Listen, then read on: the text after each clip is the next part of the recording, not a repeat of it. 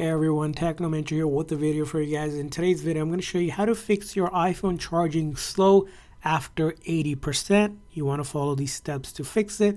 So let's get started. This is on iOS 26. So first thing you're going to do is go into your setting and then scroll down to battery.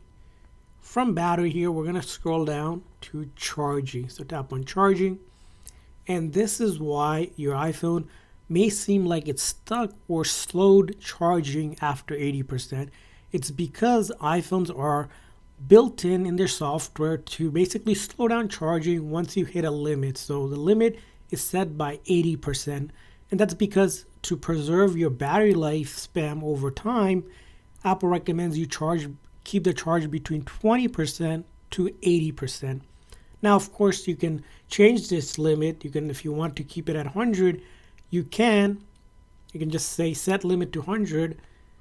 And then the other thing you want to turn off is this option right here. So you're going to turn that off. With 100 and this turned off, optimized charging, your phone will not slow down once it reaches 80%. It will quickly charge to 100%.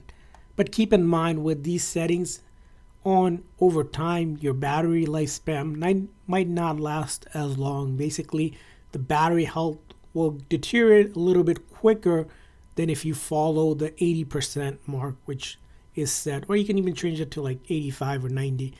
However, this is the way to fix it in a way if you wanted to make sure it charges faster even after reaching 80%.